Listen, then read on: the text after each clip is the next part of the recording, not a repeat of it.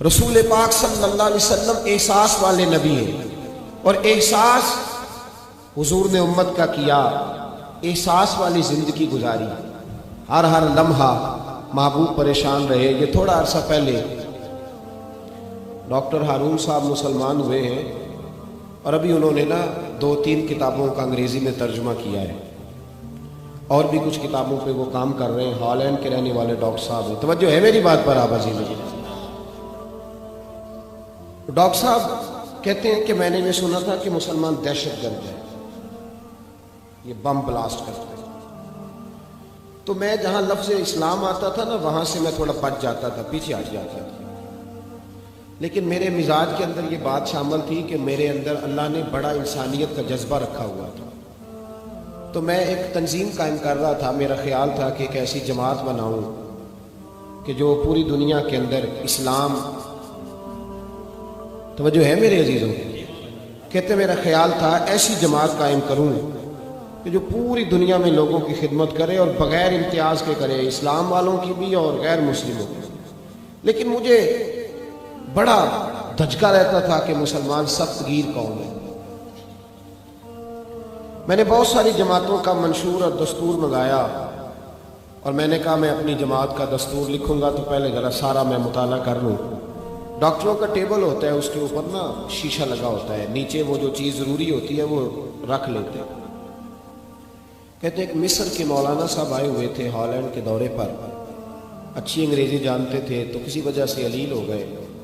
میرے پاس وہ آئے اور انہوں نے دیکھا کہ میں انسانی حقوق پر کچھ لکھ رہا ہوں، کام کر رہا ہوں، تو وہ دیکھ کر کے مجھے کہنے لگے کہ ڈاکٹر صاحب آپ کوئی تنظیم قائم کر رہے ہیں؟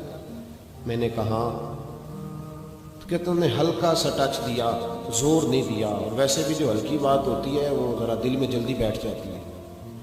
کہتے ہیں ہلکا سا ٹچ دیا، کہنے لگے اگر کبھی موقع ملے تو میرے نبی پاک کی بھی سیرت پڑھ کے دیکھا، بس ہلکی سی بات، اور وہ جملہ چھوڑ گئے۔ اعلیٰ حضرت فاضل بریلوی علیہ رحمہ نے لکھا ہے ضروری نہیں کہ تم جو کہہ رہے ہو وہ منوا کے اٹھو، لیکن میسج ضرور چھوڑ دیا کرو۔ جب انسان کے ذہن میں بات ہوتی ہے یہاں سٹاک ہوتا ہے جب بات کا، تو جب وہ کام کرنے لگتا ہے تو ایک دفعہ وہ بات سامنے ضرور آتی ہے۔ کہہ دیا انہوں نے، کہہ دیا کہ ڈاکٹر صاحب ایک دفعہ حضور کی سیرت بھی پڑھ لی۔ کہتے ہیں میرے ذہن میں بات بیٹھ گئی، مصروف آدمی تھا، زیادہ تو نہیں میں مطالعہ کر سکتا تھا، لیکن میں نے ایک دن 10 منٹ گھر میں ملے تھے تو میں کمپیوٹر پہ بیٹھا، اور میں نے کہا کہ انگریزی میں جو کتابیں حضور سید عالم صلی اللہ علیہ وسلم کی سیرت کی ہیں ان کو ذرا دیکھتا ہوں۔ تو فرماتے ہیں کہ میں نے نیٹ پہ سرچ کیا، پہلی حدیث آئی اور میں کلمہ پڑھ کے مسلمان ہو گیا۔ حدیث کہاں ہے؟ سبل الہدی والرشاد میں بھی ہے، کنز المال میں بھی ہے، مسند احمد میں بھی ہے، ابن اسحاق میں بھی ہے، ابن اشام میں بھی ہے، اور شاید سیرت کی تمام کتابوں میں آپ کو روایت مل جائے۔ نبی پاک صلی اللہ تعالیٰ علیہ وسلم کی حدیث اور روایت کرتے ہیں حضرت سلمان فارسی رضی اللہ تعالیٰ عنہ،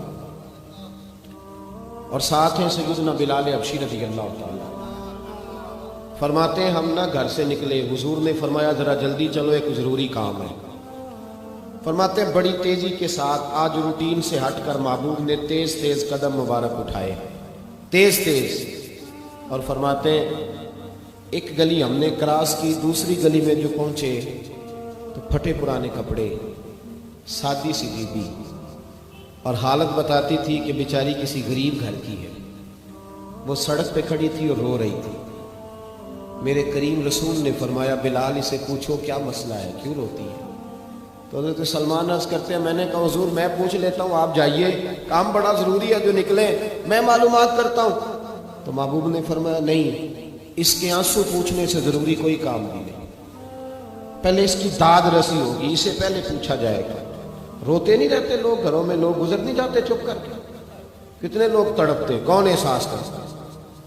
نبی پاک سید عالم صلی اللہ علیہ وسلم رکے اور اس خاتون سے پوچھا کیا بات ہے؟ اس نے کہا کہ بات کوئی بھی نہیں ہے، میرا ایک ہی موٹا سا مسئلہ ہے۔ کہا وہ کیا؟ کہنے لگی میں غریب ہوں، اور غریبی بذات خود بہت بڑا گناہ ہوتا ہے، لوگ بڑا جرم سمجھتے ہیں اس کو، بذات خود میں نے شروع میں کہا نا کہ مذہبی سٹیج کی بھی صدارت غریب آدمی نہیں کر سکتا، کیونکہ غریب جو ہوا جہد کول دتھی ہونی انہیں نیڑے بہنا ہے نا جی، جہد کول نہیں انہیں تو پیچھے جا کے بہنا اینڈ تے کول کیڑا دتھی ہے۔ اس سٹیج پہ بھی غریب آدمی کی صدارت نہیں ممکن ہو ہی نہیں سکتا۔ میرے رسول پاک سید عالم صلی اللہ تعالی علیہ وآلہ وسلم نے فرمایا پہلے اسے پوچھو کیا مسئلہ ہے۔ وہ کہنے لگی میں غریب ہوں، بوڑھی ہو گئی ہوں، ساری زندگی غلامی میں گزاری ہے، تیل لینے آئی تھی 5 دینار کا، بوتل میں تیل بھروایا ہے، اور اب بوڑھی ہوں نا تو کمر درد کرتی ہے، پیر پیچھے موڑا ہے تو میں گری ہوں، تیل زمین پی گئی ہے، اب زمین تو واپس نہیں کرتی، لیکن واپس جاؤں گی تو ایک یہودی عورت کی ملازمہ ہوں، وہ درے سے مارے گی، کھال ادھیڑ دے گی، میں بڑی پریشان ہوں، اب نہیں مار کھائی جاتی، ہڈیاں بوڑھی ہیں، قربان جاؤں۔ حضرت بلال کو حضور نے حکم دیا، فرمایا دوڑ کے گھر جا 5 دینار لا۔ فرماتے ہیں 5 دینار لائے، تیل خرید کے دیا، وہ پھر رونے لگی۔ فرمایا آپ کیوں روتی ہے؟ اس نے کہا بتایا نا غریب ہوں، غریب کا جرم کوئی نہیں ہوتا لیکن پیس دیا جاتا ہے، پھر بھی مار تو اب بھی پڑے گی، اب کیوں پڑے گی؟ تو عرض کرنے لگی محبوبہ مار اس لیے پڑے گی کہ دیر سے کیوں آئی ہے۔ تو میرے کریم رسول اور وہ بی بی حضور ابھی آئے ہیں مدینہ طیبہ، امام یوسف صالحی فرماتے ہیں ابھی آئے تھے حضور، سبل الہدیٰ والرشاد کے مصنف کہتے ابھی آئے تھے نبی پاک، وہ جانتی بھی نہیں تھی۔ تو سید عالم صلی اللہ تعالی علیہ وسلم نے فرمایا اچھا مار پڑے گی؟ کہا ہاں۔ او بھائی کونسلر جو کل آپ کو کہہ رہا تھا نا میں آپ کا خادم ہوں، کونسلر بے گناہ، بلکہ ہمارے SHO صاحب اگر چودھری پہ پرچہ آ جائے تو اس کو ٹیلی فون کر کے پوچھتے ہیں صاحب جی تہاڈے خلاف درخواست آئی ہے، کی کرنا ہے؟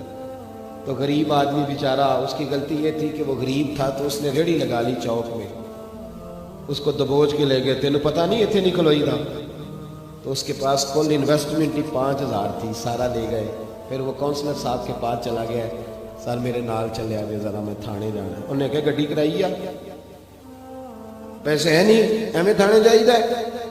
اب وہ گاڑی لایا ہے، پتہ نہیں کہاں سے لایا ہے، تھانے پہنچا ہے، اور یہ ہے ہمارا حال کہ وہ SHO بھی بیٹھا ہے کرسی پہ اور کونسلر بھی کرسی پہ بیٹھا، اور وہ غریب پیروں میں بیٹھا ہے اور ہاتھ باندھ کے کہہ رہا میری ریڑھی دے چھڈو، میریاں 4 دھیاں نے تو میں شامی کھانا کھانا۔ کدھر گیا امت کا وہ ذوق؟ ساری زندگی نعتیں سننے والوں بتاؤ تو صحیح نعت نے تاثیر کیا دی ہے روح؟ اگر ابھی بھی گھاڑی غریب کے پاس کھڑی نہیں ہوتی تو پھر کیا اثر ہوا ساری زندگی نعت سننے؟